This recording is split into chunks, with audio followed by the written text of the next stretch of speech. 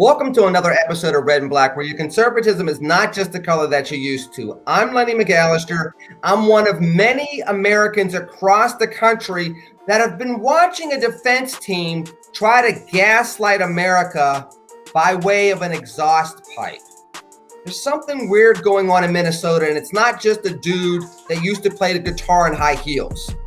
Let's start getting to some of this. Let me bring in my wonderful friends, and Kira's like, Lenny, we know you're a Prince fan, but you really have to throw a bad Prince joke in there, which, by the way, it's been 5 years since Prince passed away, so maybe this is that I know, 5 right? years? Way to depress us before we start the show, Len. This is supposed to be a happy place for us all. Jeff already said he was going to be depressed. I bring up Prince being gone for 5 years, and I'm supposed to Kira and make everybody smile. So, Kira, do your magic. Make everybody smile. I just want to say to everybody out there who's watching this show and who has spent time with us and supported us, I just want you guys to know that Red and Black Show is infrastructure. It is. It is. It's critical infrastructure. It's foundational, even. Yeah. And look, here's your pitch. It's foundational to your weekend. Thus, there you go. It's prioritized, and it must be invested in order to have a greater America. And by the way, we need to pay the prevailing wage of what television people make at Fox News. So there you go. Which is $2 trillion. All $2 trillion of the stimulus should go to Red and Black Show. Yes. Changed my mind. Yeah. Kira, God bless you. And God bless America. Jeff Charles, you can't beat that. But go ahead and try. Well, I can add on to it. If you don't believe that red and black is infrastructure, you are a racist. You are a white supremacist. If we don't get that $2 trillion, you are no better than David Duke or Richard Spencer. Them's the breaks. I would drop my mic if I could, but it's not a thing here. And you aren't the W word, woke. Right. Metzler, you are very much woke. Can you talk a little bit more about why Red and Black is part of the critical infrastructure of America moving forward with the support of Joe Biden, maybe sort of, or at least fiscally anyway? Well, look, here's the thing. If you don't give us the infrastructure money, you ain't black. Oh, damn. So, look, let me ask a few questions. First and foremost, how am I supposed to pivot into all the craziness that's going on in Minnesota? Because, you know, people talk about police officers in Chicago, which we'll get to. People talk about police officers in New York, which we can get to. People talk about the policing issues and Black Lives Matter around the country, which we can get to.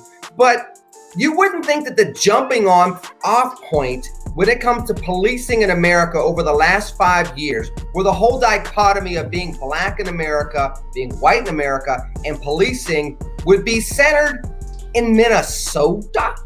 I mean, Kara, I'm going to start with you with this. We'll start with the Chauvin trial, but there's so many things that have been going on up in this state over the last several years with police. It's crazy because it seems to be the epitome of what we're going through in America, which is it doesn't matter where you are. It doesn't matter what's going on. This is something that everybody's living through in a way that further divides the country on something that really, really should. It should be about justice and not about skin color or just how you perceive things based on skin color. Well, first of all, I just want to say a lot of people who live outside of the Midwest like to imagine the Midwest as mostly white, but it's not. One of my first stops as an American was the Midwest, and one of the blackest cities in the Midwest is Omaha. And I mean, there's a huge black presence in the Midwest. But here's one thing that this is a really hard subject to discuss because it is very nuanced, and it does include some things that conservatives are right about and conservatives are wrong about. And one of the things that we neglect to talk about in this Minneapolis situation and Minnesota situation is that Minneapolis imported hundreds of thousands of Somali immigrants during the Obama administration, and it absolutely shifted the culture of Minneapolis. So to be fair to police, they were left to play catch up with a culture that hadn't been properly acclimated to American values, that hadn't been assimilated, I guess is the word we would say. And they come here with different ideas of how we treat women, how we treat each other, what we treat with law enforcement. So this isn't necessarily the quote Black American community that is the only one struggling with this. There's a huge immigrant community in Minneapolis, and I don't think people give enough credence to just how sharply the culture of Minneapolis has changed in just 10 to 15 years. And that's going to rock anyone. That is going to change the way systems work, the way welfare works, the way that people view each other. There's a lot of animosity because of the people of Minneapolis never got a choice in this. This is one of the things that Obama did. He was dumping immigrants in different cities by the tens of thousands, kind of like what Joe Biden is doing right now. So let's be fair about that. Let's be honest about some of the impetus for what is happening and why it's happening in Minneapolis. You know, it's actually not a coincidence. There are some tensions there that we really don't talk about very much in the news. We just sort of ignore. But that being said, I recently posted a response to something that Chelsea Handler said on Twitter. I know.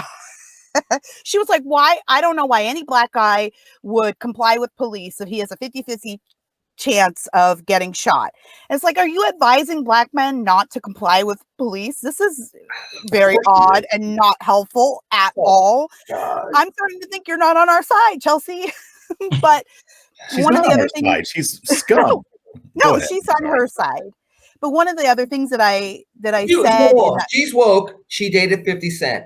I digress. Go ahead. You have your. He's been dining out on that for 10 years. I know. We're done with 50 Cent, Chelsea. So you need to find yourself another brother. But one of the things I said was that this is largely a problem that resides in the Black community. I know we're going to talk about a case today out of Chicago.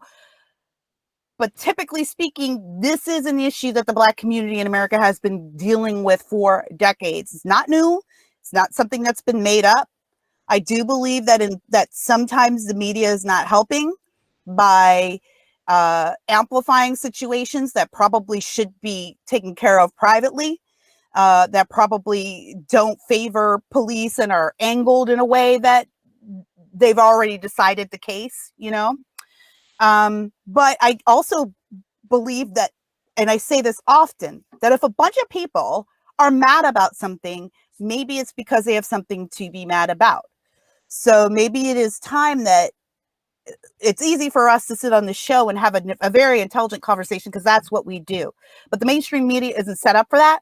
And so part of the reason why we're all frustrated with this is because the two sides are egging each other on and putting each other on the defensive. And so there's nowhere to meet in the middle because we're all declaring each other immediately evil. And then that puts everybody else on the defensive. So I have some other thoughts on the frequency that these things are happening and that sort of thing, but I'll just end it there. That I'm most disappointed that we're not allowed to really have an open conversation about this. Well, Dr. M, I mean, Rodney King was 30 years ago. I mean, and so here we are having similar conversations with another police trial where literally the defense team in Minneapolis is trying to now kind of sort of imply that George Floyd died from exhaust fumes. It was implied that, well, maybe that killed him. Not the knee to the neck, drugs, enlarged heart, you know, high blood pressure, possibly toxic fumes, but not the knee to the neck. And, you know, there are still African Americans and others that are saying, well, this should be an open and shut case. But we sit here 30 years after Rodney King, the videotape, and the first verdict, Simi Valley, and all the riots and destruction. And dare I say, that might have been one of the reasons why Bush 41 lost the 92 election. I mean, it was raising the taxes after the Gulf War, but then the racial upheaval was just enough to give a little bit of daylight for Bill Clinton to come into office. where do we go from here when we're still dealing with the same exact things? Well, a couple of things. First of all, as it relates to Minneapolis, Kara is 100% right. As someone who lived in Minneapolis and practiced in Minneapolis, when I took that job, my first question was, where do I get my hair cut? Because at that point, it just wasn't there. Then also in Minneapolis, this is not new relative to Minneapolis. It started out with, I remember as a deputy attorney general in the state of Minnesota, police brutality against two groups, Blacks and Native Americans, in fact, was par for the course. So you've got that. Also, keep in mind relative to Minneapolis, we have this thing called Minnesota Nice. And in Minneapolis, it's like, hey, how are you? And then behind your back, it's like, oh, God, please. So you have that. And as somebody who wrote the state of Minnesota's wastewater treatment runoff rules, when I you fancy. when I had to go visit the farmers in Minneapolis, they were like, "Where's the lawyer?" So relative to Minneapolis, the blackening and browning of Minneapolis is something that they have simply not gotten used to. And so this thing about, and I'll go back to what I said last week about the defense. If you've got the law, you argue the law. Got the facts, you argue the facts. But what do they have? They don't have anything, so they're just making shit up. That's all they can do. Yeah, because the whole exhaust thing, and the prosecution made a critical mistake with that today, and they have to be very careful with the jury instructions when the judge is going to declare a mistrial, trying to count it as new evidence, when in fact they had this information before. Not good from the prosecution standpoint. But look, that's the state of Minneapolis. Yeah, and there's so many things that's going on. Jeff, before I get to you, look, I'm not calling you Dr. Metzler anymore. I'm calling you Dr. Peabody, because Peabody, if you remember Peabody and Sherman, Peabody did everything. And I'm asking you a question. Peabody was Jamaican. When you used to be I'm from Grenada, same thing. Yeah, see? Yeah. See? Yeah, gee whiz. So yeah, when I went to the moon with Neil Armstrong, Yeah. I was sitting there at a protein bar, and I'm not asking you any more questions because you make the rest of us look like we've done nothing with our lives. Jeff, when it comes to what's going on in this case, because I'm going to get to the Potter case and the Wright shooting and everything else, but let's start with Chauvin first. This seems that, I mean, why are Black people, and I know the obvious answer, but I need you to dive into it a little bit more. This all seems to be ridiculous, as if there's no way that Chauvin's going to get off on this. And yet you ask the average African-American, after watching the Wright shooting, after what's happened in Chicago again, they're like, yeah, I'll believe it when I see it if Chauvin gets off. And if he goes to jail, he's going to be there for 15 minutes, have a ham sandwich, and to be back chilling out on a yacht with George Zimmerman. Yeah, I mean, here's the thing. Nobody can blame Black people for having that attitude. With the Amber Geiger case, I thought for sure she was going to get off. I was shocked when she got convicted. I thought she was going to get off scot-free. With Chauvin, I mean, I'm still going to wait and see. I do think that the prosecution laid out a very persuasive case.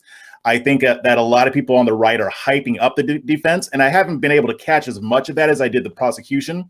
But from what I've seen, and also from what I've read, I'm not convinced that they were able to persuade one juror that George Chauvin's kneeling on George Floyd's neck for 9 minutes had nothing to do with his death.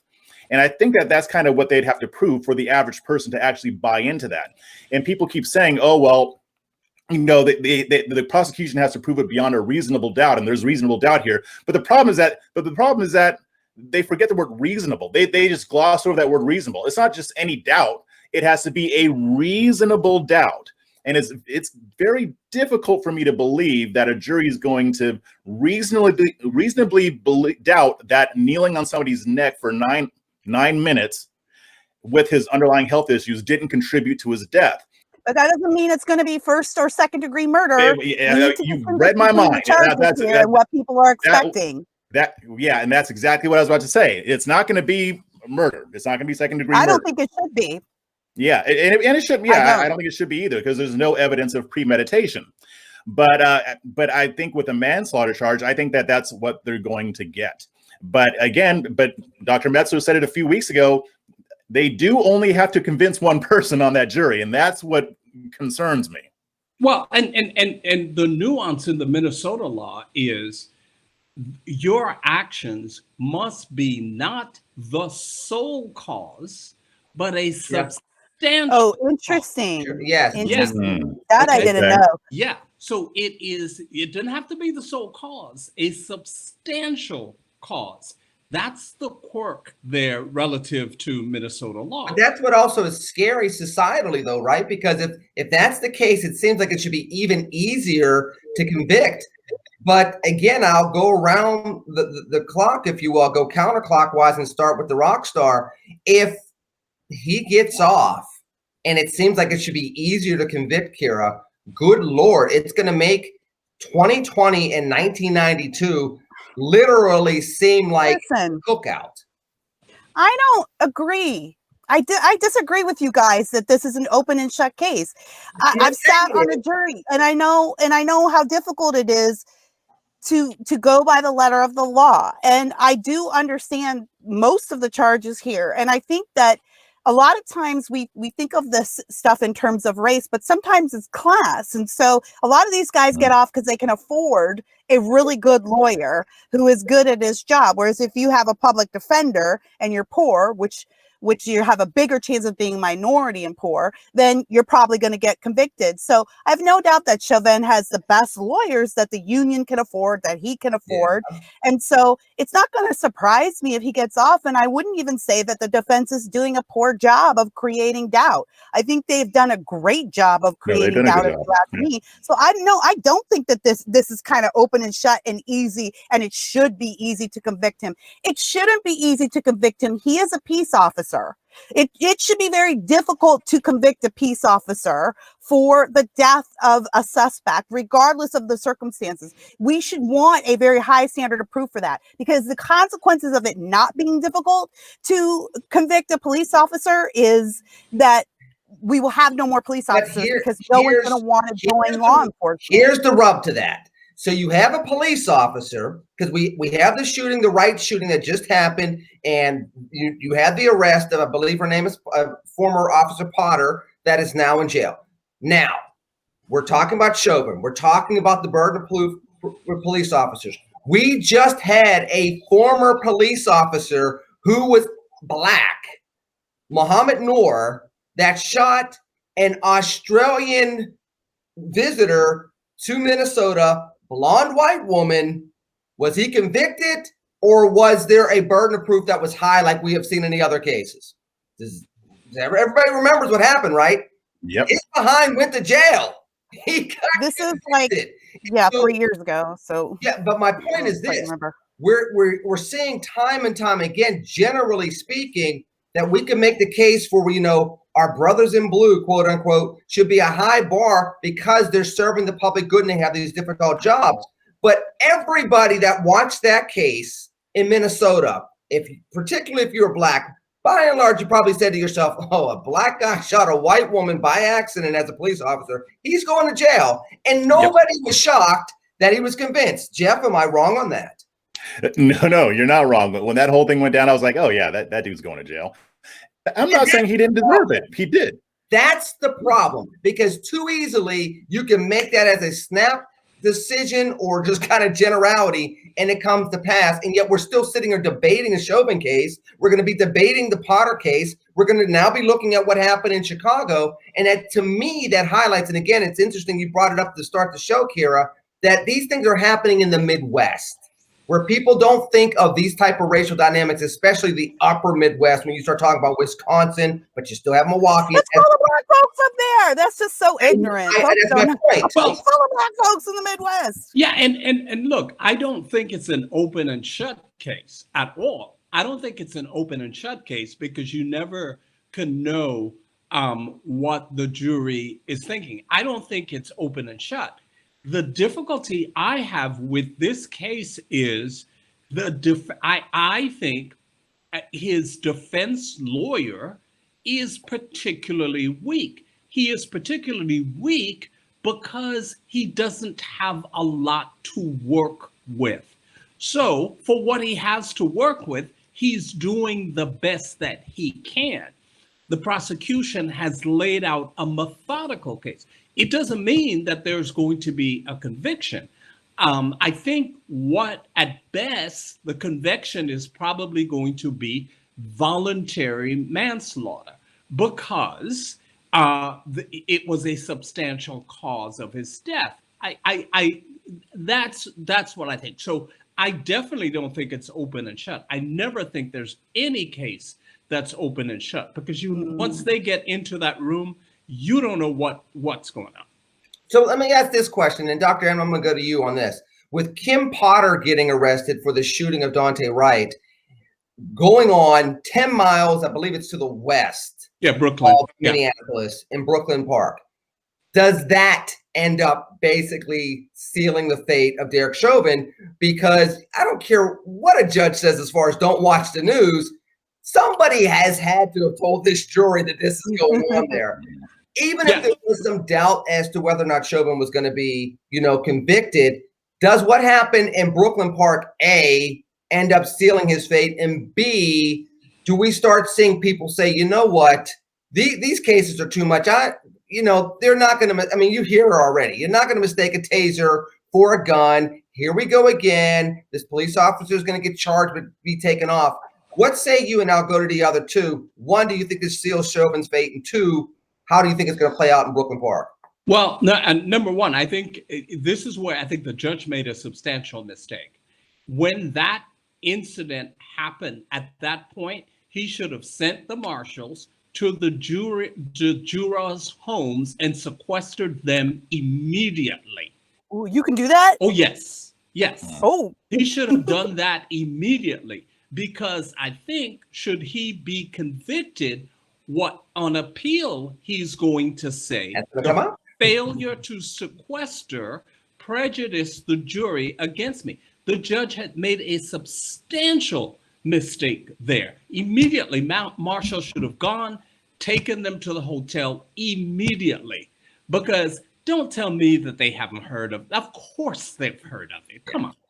This is not, Does that mean do you think that means that Chauvin's going to probably be convicted? Because if they were on the balance, that kind of pushed them over, especially with it being right in their backyard? Well, it's possible, but then here's the other thing about the Brooklyn Park situation. The mayor, a relatively young mayor, first time he's been elected, Liberian immigrant, elected in that position, a woke mayor, is himself prejudiced against the officer in this particular case. Dude, how do you fire the city manager for saying, I can't say anything else because she's entitled to due process? What is wrong with you? But his thing, that's already giving the defense a lot of right. Sure ammunition. Exactly. Because he's like, these aren't things. But in Brooklyn Park, you have a substantial problem because the mayor and that entire city council have already politicized her case and has given her so much fodder to work with. Big mistake. Okay, so Kira, I'll go to you next. And where do you think this is going to go? So let's move away from Minneapolis. Let's move over to Brooklyn Park. It's a darn shame that we're talking about the same issue, just kind of moving over from town to town to town. We're going to go down I-94. This is like the I-94 route. We're going to skip. You could do this all day long across the United States, and it doesn't have, and not every case is racism. And this is what I'm starting to get a little worried about. Right. Shark attack media. Right here in California, we have one shark attack every 10 years. But when it happens, the media then circles the oceans of the world until they find another shark attack. Right. And then it looks like there are 40 shark attacks a year when really there are about 2 people a year die from a shark attack. We are now entering shark attack media phase. This is another reason I know Jeff complains about the conservative reaction to this, and all of your complaints are justified. But one of the reasons that it is because the media does tend to blow up things to make it seem like we are in a huger crisis than we are. Yeah, but we know that drives us all crazy. So I get that. Yeah, this is happening in the next town over, but just because it's a violent incident between a white police officer and a black person doesn't always mean it's racism. No, what it means. Well, I'm scared that we're getting to that point, and we're not going to give people their due process. Part of this is because we know that, for example, why did he get pulled over initially? Because he had an air freshener hanging off of his mirror. But it's because of his tags too. It wasn't just no. She saw the air freshener. No. And she ran. It is from the tags. That's in the reports. That's in the reports now. Look, we've been covering this at Red State. Our lawyer has been making sure that we're all caught up. Like, she's always bugging us on the back end. I get that. So that at the same time, I also know attorney friends that I have here in Western Pennsylvania, even though I'm not in Western Pennsylvania right now. I'm in an undisclosed location, by the way. That's a lot nicer than where I usually am in Western Pennsylvania. But that's okay. I digress. Drink your drink. And everybody else out there, drink your drinks. The thing is, I know attorney friends that have told me, listen, this is how they pulled over black men. Everybody has something hanging off their mirror. But for us, when you do that, that becomes the initial thing. Then heaven forbid you do have your registration that's expired. Heaven forbid your insurance lapsed for a week or you didn't renew your license. Then it escalates from there. Well, we know that there's a such thing as DWB. I'm not denying that, Lenny. Right. I'm just giving the other side of the equation. There's no evidence of that in this case, which is why I don't really. When in these cases, I usually don't jump straight to race, because if there's no evidence of it, then we're pretty much talking about nothing. About nothing. I want to talk about the statism that's involved. Was the shoot justified? Now, could there have been racial animus that played into this? It's possible, but I don't know this Kim Potter lady. I don't know if she would have done this if it were white. But is there a difference between animus and racial profiling? Which all you need is the profiling to be over policed. So again, the running of the plate might have started when you see the air freshener, you see it's a young black man. That's where your DWB comes into play. Where if you're dressed like this and don't look like this, maybe you run the plate and you let it go. Especially, I mean, it wasn't a beat up car that he was driving. If I saw the right footage, it wasn't a beat up car that he was driving. It just, again, is some of those determining factors that we as black people can't get away with, that others can get away with. And again, that's where a lot of this issue goes to. It's not so much the end result of the shooting. Obviously, you got to talk about that. But some of this is the less animus, more profiling, and how that plays a role in policing in America when it comes to black. That's what I want to talk about, but I feel like we're not allowed to talk about that. I would like to talk about the ways that black people are perceived and how that changes police response to us. And I would like to talk about how the part we play in how we're perceived as well. We don't get to just be the victims here. We also have a part to discuss. But this is so hard to have this conversation, because as soon as you say that, we're like, no, there's only one way to discuss this. There is a huge discussion to be had about perception and how it is reality, and how a lot of white folks don't understand that a police officer who is used to seeing a criminal element can take that image and project it onto every single black person, and how that becomes something insidious it's not systematic, or it's not something that they go and learn at the academy. It's something that they learn through experience, and they don't know how to separate that experience from stereotyping us. And at the same time, we got to look at our communities and see what are people seeing when they come into our communities, and what perceptions are we putting forth that are making it easier for police to do this. This discussion is so big. And I just don't know that, other than here on Red and Black, which I'm very proud of, I don't know where we're able to have honest conversations about this without people immediately jumping to judgments about where you're coming from or what you mean or whatever. It's just a lot of nuance. So I have a question to ask before I go to Jeff. When you say this is one of the only places we can have this type of conversation, Kira, is that like an indirect compliment to me because of my role here? Oh, don't get carried away, Lenny. Okay, don't get carried away. Compliments from you, sister. I have to keep Lenny humble. I can't compliment him. I've got to keep him humble, or else he'll leave us to host our own show. Right. We'll be on our own without him. I got to ask. Look, I've already apparently gotten kicked out of the house because the last 7 shows I've been doing in some hotel room someplace. So I'm begging for love right now. Just a little compliment here or there. Forget you, Jeff. Kira has a point. You know, we want to really talk about these things and get to solutions. Most people in the media just want the headlines, just want to see some people stomping on some police cars, just want to see some flashbang, just want to see some crowds being chased by the police, and then some chanting. And because it drives up ratings. But even with that, after a while, people are fatigued from that. Remember when we thought couldn't get any worse than Ferguson and then Freddie Gray, and we couldn't get any worse than Freddie Gray, and then it just kept going on. And we had last summer. Here we sit once again. This is becoming a bad reality show where the ratings are even going down, and no change is coming. Yeah, there is no change. And what's interesting about what Kira was saying is that these actually are things that Black people do discuss among themselves when they're with family or at the barbershop or what have you.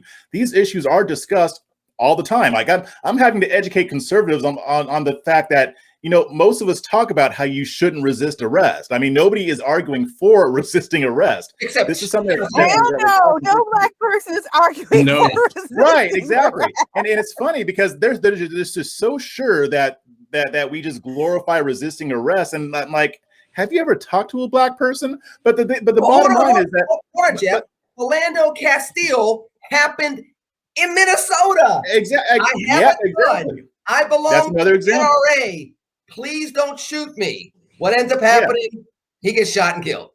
Exactly. So, I mean, even that point kind of makes it moot. But still, we talk about these issues all the time. So we have the deeper conversations. But your media figures don't, on the left and the right, because they don't want to solve the problem. They're more concerned with clicks and ratings than they are with actually seeking out solutions. If the media on either side actually wanted to showcase some solutions, they would go talk to Black people who are working to curb gang violence or working to curb, you know, issues that would lead to resisting arrest. They're trying to curb drug use and all that stuff. They would talk to those people all the time.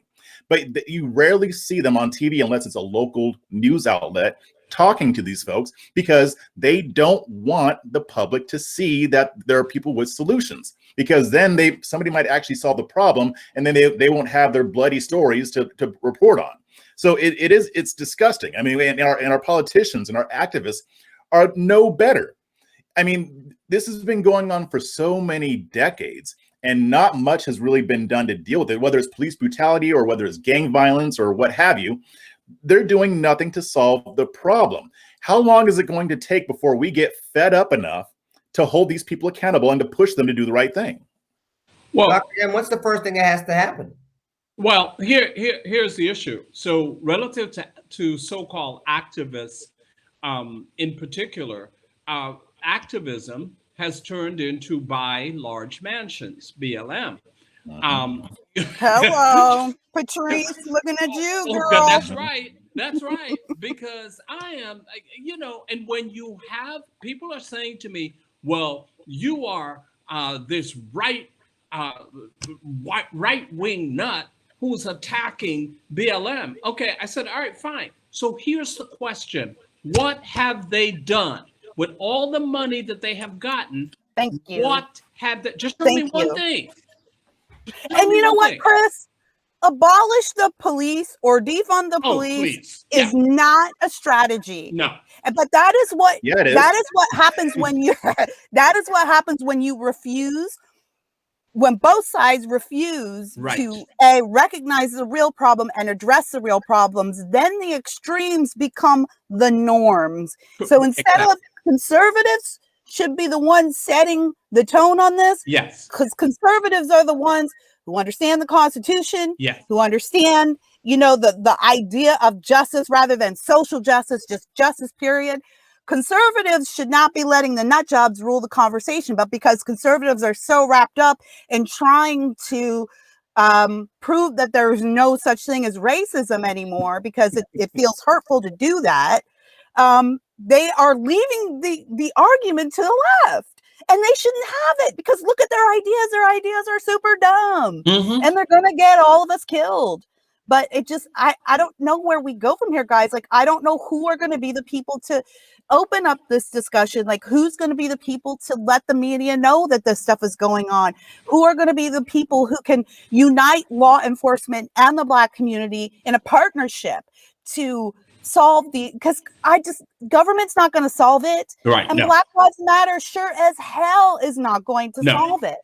It's going to be up to us, but I don't know how. Let me ask this question, Kira. Is us going to be, in essence, somebody that has a major role in politics is steering direction in a different perspective versus the political establishment? Because without doing that, the will of the people has to come through somebody, right? And I was thinking about something else that you often say as well. You talk about the role of identity politics in America, which, again, one of the things we've talked about is there's always been identity politics in America. Identity politics was Jim Crow. Hey, we want white people to continue to have power, so we're going to craft policies out of that. But it seems as though everybody's retreated to their corners with identity politics. Either I'm a back the blue person or I'm a defunded police person. And people have forgotten about the identity of a constitutional protection for American citizens. How do we shift that? This is a great chance for conservatives. Say that again. I'm sorry to interrupt. I just said this is a great chance for conservatives. It's a great opportunity for conservatives to basically own this issue. And it seems, but Chris, are we losing the opportunity? I mean, I would say yes, but I would also say that we're losing it because people don't really know the Constitution, including a lot of conservatives these days. And as a result of that, they got to just go to talking points in order to get on TV and not necessarily go for solutions. Well, yeah, I think we're dangerously close to losing the opportunity. And I think what we're doing at this point is ceding the argument to the left, because too many conservatives are simply uncomfortable being conservative. And from a race perspective, Prager is posting all of a sudden about race. And one of the things he said is, well, let's be colorblind. That's bullshit, dude. The issue is not whether you see difference or you see race. It's how you respond to it. Yeah, but that's it. That's it. So that bullshit about colorblind, come on. Look, here's the thing, Dr. Peabody. When you hire that dude's cousin to work for Prager University, what the heck do you expect when it comes to issues of race? I keep telling you about your cousin, and you don't want to do nothing about it, Jeff. Please speak to me on this. I don't know what's gotten into Prager. I love Dennis Prager. I mean, he was instrumental in me becoming more of a conservative, and I don't know what's happened to him. But the bottom line is, I mean, the regular rank and file. What happened is, like every other university in America, he went and hired a bunch of liberals that can call themselves conservatives and don't know what the hell they're talking about with the conservative talking points. That leads into what I'm just saying. And that leads into what I was going to talk about. I mean, I think a lot of rank and file conservatives, whether black or white, I think a lot of them get it, or they're at least willing to be educated on these issues. The problem is that it's not just about them, it's about the people who also represent us. We have to have our media figures who want to be responsible, our politicians, our activists, our influencers.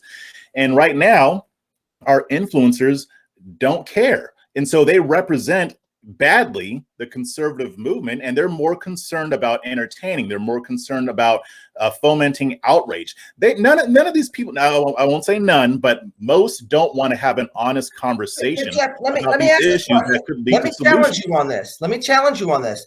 Do they not care because they really just don't care? Or do they don't care because they really don't know the issue? And so the only thing they can do is project that they don't care? Because I think it's one step further. I don't think that a lot of these folks really even know the issue, whether it's That's a good point, Lenny. or know the issue, and as a result, they have to project that they don't care. I think it's both, and it's not always that hard to tell the difference. I mean, but I think a lot of them are just ignorant, which means they don't know what they don't know. And with education, maybe they'll change. And I'm actually talking to a few of them just behind the scenes. I'm kind of talking to them about how these issues work and why these are the way they are and why their preconceived notions aren't correct. But then you've got the other side, and I can't say what percentages it is. I don't know if it's 50-50, 60-40, but I think a lot of them honestly just don't care. This doesn't bother them at all. They can use it for entertainment. They can use it to get the bag.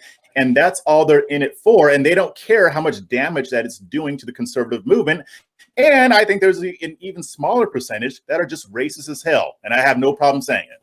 Are you talking to any twins? Oh, we're not talking about twins. We've already had our... We're renaming Red and Black the Shade Cast.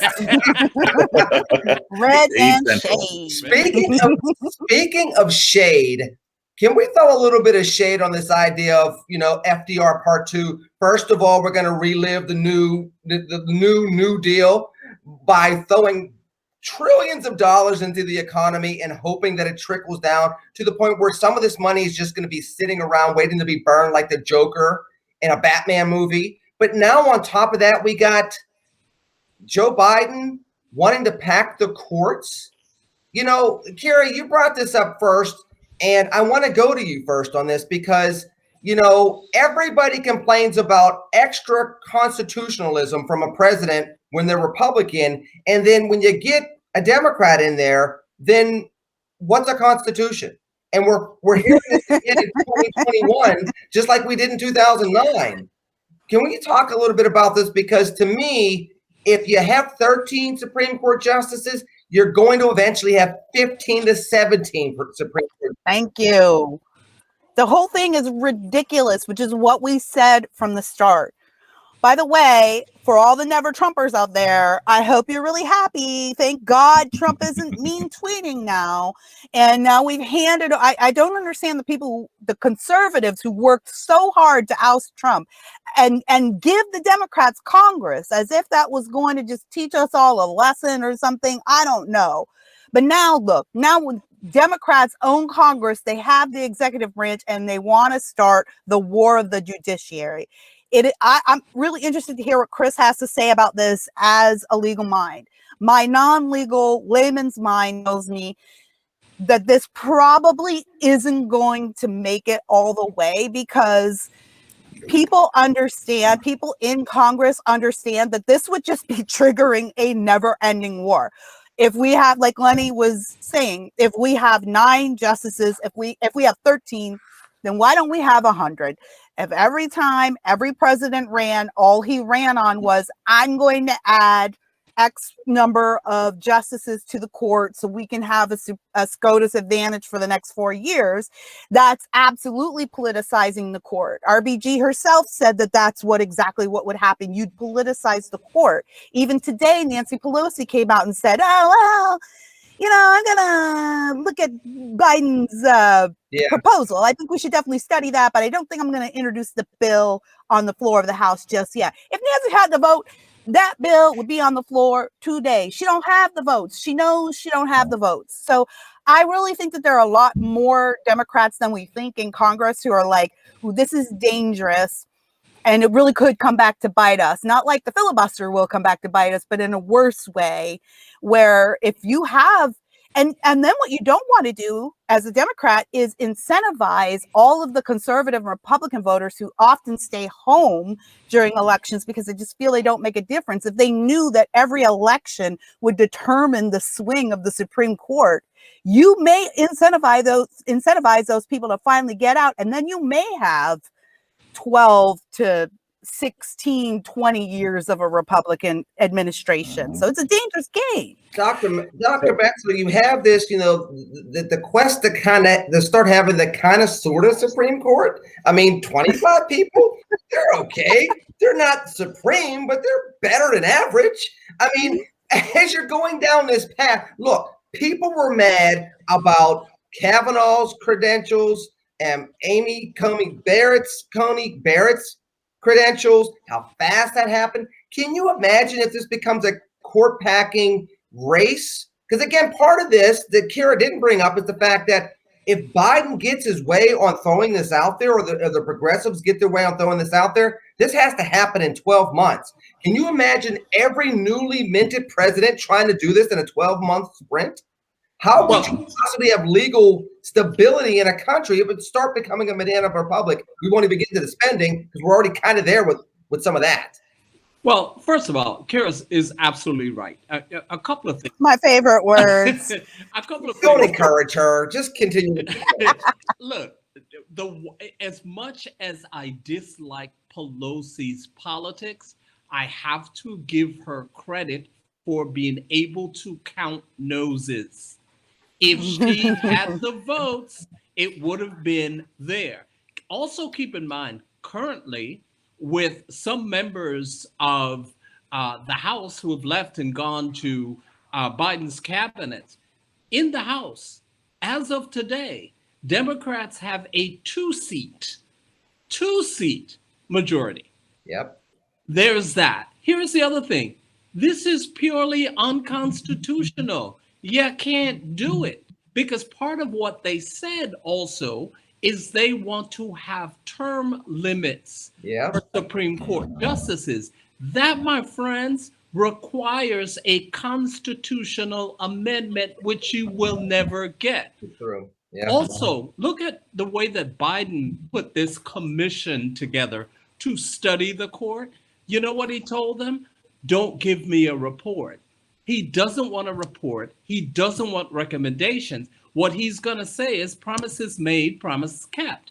Because, in fact, on the campaign trail, he said he would do that. This is going nowhere. It will never happen. Let me ask one final legal question before I go to Jeff, though. Dr. M, the other problem is, let's say this did happen and you go from 9 to 13, then eventually 13 to 15. To me, it would seem that one special issue, whether it's abortion or certain other key issues that people were just trying to push through from an either far left or far right perspective, you would repack the court and then relitigate something. There would be no such thing as real legal precedent anymore because every time you turn around, you can relitigate it with a newly packed court. Am I wrong? No, you're right. And this is exactly why it's not going to happen, because you cannot. Look, this will undermine our constitutional republic. The founders did this for a reason. And so here we are, we're at 9. Court packing is not going to work, because then at that point, what do you look to? Well, last year they said this, but you know what? We now have 200 justices on the Supreme Court. I mean, it's like the Ninth Circuit. It'd be, even though it's getting better, but it would be the Ninth Circuit on steroids. Here, Jeff, go ahead. I mean, yes, you're right. We're renaming it the Shadecast. Go, Jeff. Well, I mean, what Dr. Metzler said just leads right into what I was going to say. Here's what's going on here. Joe Biden does not want to pack the Supreme Court. Right. Joe Biden never wanted to pack the Supreme Court. Joe Biden never will want to pack the Supreme Court. I could say a lot of things about Joe Biden, but he's not crazy. He actually he has this issue a little bit better than some of his people, the people that he's trying to pander to. The only reason he's doing this, the only reason, is to make AOC happy so that she doesn't keep sniping at him every 2 seconds. It's the squad. He wants to make them happy. He wants to make it look like, oh yeah, we can see about doing the this. Progressive He left. doesn't have the vote to do it. He knows that Democrats are going to go for it. He knows all this stuff. So he's in the Oval Office like, well, let's just make him think that we're going to do something about this. I don't think Joe knows anything. I honestly, and I'm not even trying to be funny, I really don't think any of this is his idea. Well, it's well, he said he didn't want to do it. Yeah, I don't think it's not his idea. But here's the thing, Jeff. If he doesn't remember that he said that. If I were Biden, I don't even know if I would do this political play, because it's not the progressive left that won him 2 Senate seats in Georgia. It's not the progressive left that won him the presidency. It was the people in the center that would not vote for Trump again. And it's going to be those same people that will either allow him to keep the razor-thin margins in the House and in the Senate, or it's going to make him Barack Obama Part 2 starting in 2011, but this time in 2023. Playing with the progressive left and trying to appease them is not the way he's going to have any type of pathway to legislate for 4 years. Well, and here's it does if he wants their boots off his neck, though. I mean, because especially with most of the people on the far left crowd, you've got your AOCs. They know how to attack. They know how to have influence. They have ousted moderate Democrats, so I don't think he's taking them lightly. They haven't won the purple areas that you need to win in order to be able to legislate for the next 2 years. I don't think they're going to be able to in 2022, and they're more Biden than they are to Republicans, don't you think? I agree with Lenny. Yeah, but here's the person. Oh, nobody else say anything. Say that again, please. Louder for the people in the back. Just go on. I agree with Lenny. All I'm going to say is that if you think that the Progressive Caucus isn't giving him at least a little bit of a headache, you got to watch what's going on social media. Yeah, they may not have power like they want to, but the idea that he can just completely ignore them and get away with it, I'm not buying that. Yeah, but here's the power player we're missing in all of this. Susan Rice, the head of Domestic Policy Council. The real president. The real president. If Susan wanted this to go forward, it would go forward. Susan does not want this to go forward. In addition to which, remember they were talking about police reform at the national level. Susan says, baby, we're not doing that. So that's not going to happen. So really, when you talk about who's running the White House, Susan Rice, Jill Biden, Biden's sister, these are the folks. I'm telling you, Susan Rice, they were, I believe it. Yeah, they were talking about Secretary of State. She has more power now in non-cabinet confirmed position. So on the domestic front, it is Susan who is moving all of this along. Man, we have thrown shade on everybody from I mean, it ends with the president. That's a lot of shade. But before we end the show, I'm going to get. Did you take your quiz first of all? Did you take your quiz? Yeah, you, the one with the glass. Oh shoot! I forgot to pull up. Hang on, I got to pull up my results. I knew that was going to happen. Kira had 10,000 different hits to do because she's the popular one. So you got to do your quiz, sister. We're going to hold on to your. I did it. I got to pull up the results. You did it? I did do it. I just closed the tab that had my results. Pull up your results. Jeff first, because Jeff, like a little kid, hey, I got an A on my test. Went around all over the place bragging about this on social media, which then peer pressured the rest of us to put ours up there. Now, what I'm going to do first, I'm going to put up there some presidential candidates to show basically where everybody has been. So I'm going to take Jeff off the screen. I'm going to even take myself off the screen so that you all can see this real quick. This gives you an idea of where the 2020 candidates were, a little bit of all over the map, but you can actually see where the vast majority of them were. So with that said, I'm now going to go to Mr. Charles. Mr. Charles, you're the one that forced us to do this exercise in the first flipping place. So I'm going to put yours up there now. And then I want you to explain where you were real quick. And then I'm going to ask you very quickly before we end the show, where you think everybody else was on this show. Oh, that's going to be tough.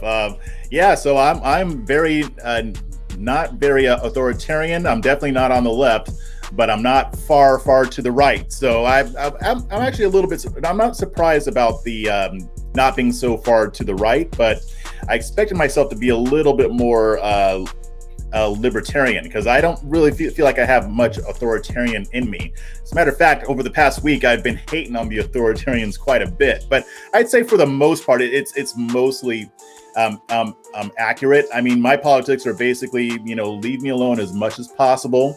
I want as limited government as possible, but I'm not necessarily crazy to where I'm just going to be. How do I want to say it? I wouldn't say that I'm very far to the right. Okay, bueno. But the left don't say that because I'm to the right of Bernie Sanders. So yeah. Well, you and everybody else. So I'm going to go to you, Dr. Metzler, and can you before I pull yours up, can you please give us a story about the time where after you swore in President Reagan as the Chief Justice of the Supreme Court, you ended up doing this test? You have a story like that? Okay, good. Tell us about your quiz, please. Well, I mean, hey, I think, as we say in the law, res ipsa loquitur. The thing speaks for itself. I'm done with you. You and your fancy language and your fancy stories and making us all feel bad about ourselves. So there you go. Mrs. Davis.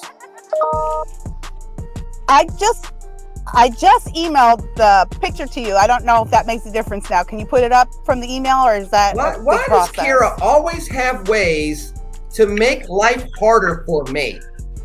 Can you explain that to me, You would please? miss me, Lenny. If I disappeared tomorrow and your life got easier, you would be so sad. I would be sad.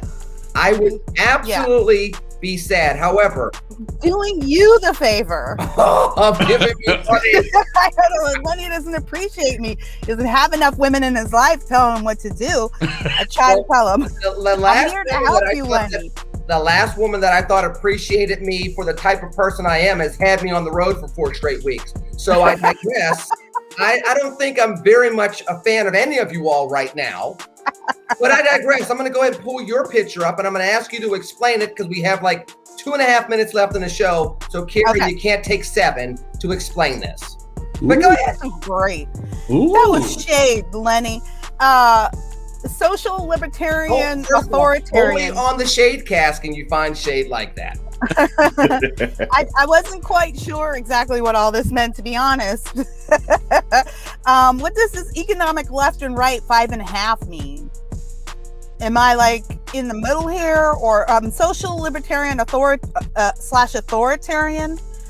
I don't know, y'all. I don't think the government should be involved in as little as in your life as possible. That's right. I think you should be making your own decisions. I also do agree with the government stepping in on some social issues. I'm not a complete libertarian. I am a social conservative. I believe in the Constitution, but again, I will always err on the side of freedom, always err on the side of the Constitution, always err on the side of less government is best government. Kira, so I guess, Kira, I don't know. As you say all those wonderful things, I have one other question to ask you before we end the show.